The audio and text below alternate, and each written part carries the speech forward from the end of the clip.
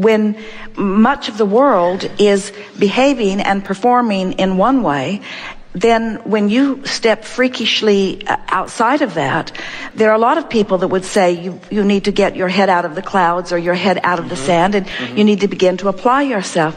And the message that we are offering here is not a message of inactivity. It's not a message of not applying yourself, but it is a message of getting into the vortex and then.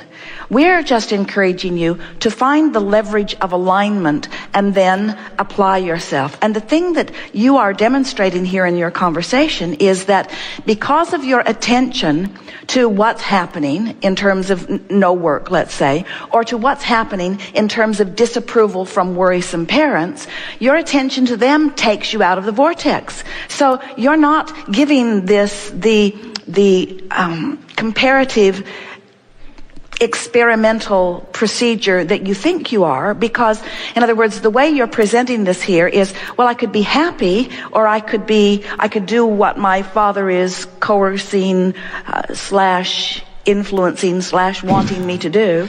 And we say, but while those two choices are available, you're not choosing one over the other. You're wanting to be happy while you're worried about what they think, so you're not happy. Okay. So what you're doing, it's like having your foot in both worlds. You've got your foot in the out of the vortex world because you're worried about what your parents are thinking, and you're not applying yourself in the out of the vortex way that most people apply themselves. Isn't that interesting? We talked earlier that there's this pile of people out there acting, doing all of this action, struggle,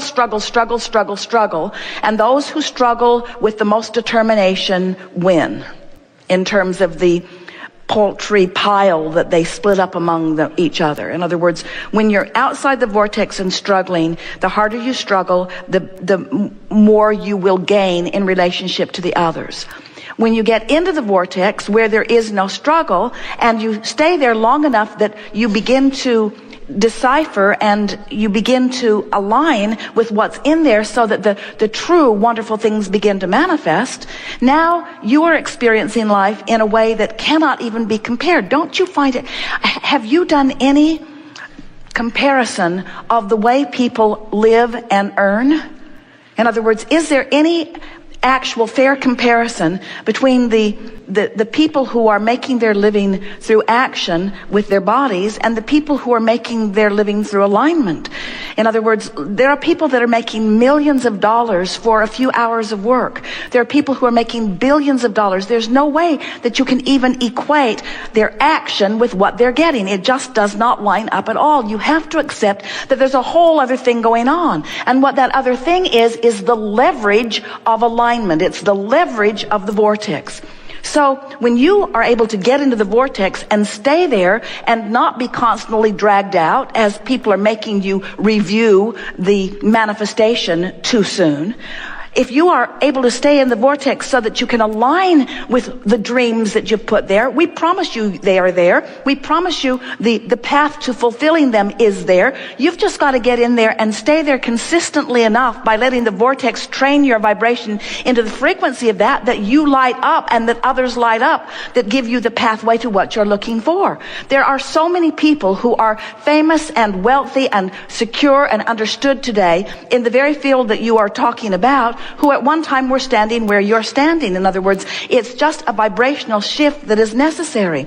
But now we're going to speak this. We said it already, but we're going to say it clearly.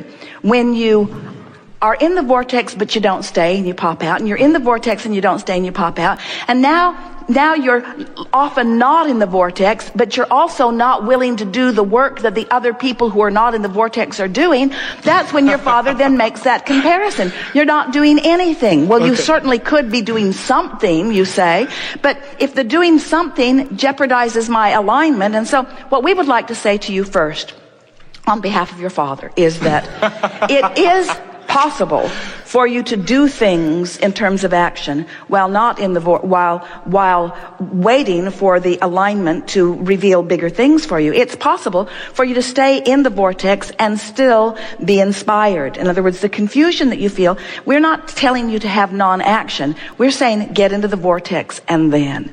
Esther and Jerry, they are amazed at how much in the vortex magic, it's not magic, but it feels like it when you relate your life to the lives of others.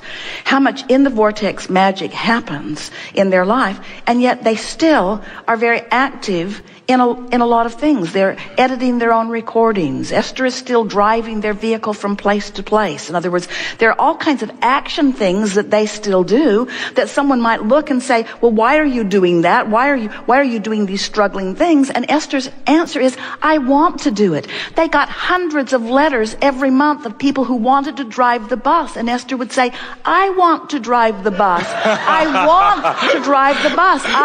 It's my bus. You won't even let Jerry drive the bus. I want to drive the bus. In other words, there are all kinds of action things that you find yourself wanting to do. So what you want to say to your Father is that my action is irrelevant while I know that you cannot see it. And I promise you that I'm not planning a life of inactivity, but I am planning a life of inspired activity. Because I believe with everything that I am, that when I'm inspired to my action, not only will the action be huge and pay off big, but it will be really joyful action. And one thing, Dad, I really want you to know, and I don't want this to upset you, but I refuse to do stuff that makes me not feel good. So don't despair. I'm going to do a lot of stuff and it's all going to make me feel good. And someday you're going to be really proud of me. But in the meantime, you're not being proud of me. It's not good for either one of us. So I would like you to deactivate me from your awareness if you could. Now, you know how far you're going to get with that. Dad, don't think about me. Deactivate me from your awareness. If you'll stop worrying about me, then I'll stop worrying about you worrying about me, and then I'll be in the vortex and my success will come faster. Well, that's not going to happen. He's not going to deactivate you, but you can deactivate him. You can make him less important not by pushing against him. There's no one on the planet that cares more about you. No one on the planet who cares more about you. But somebody who cares about you from outside the vortex is a big drag.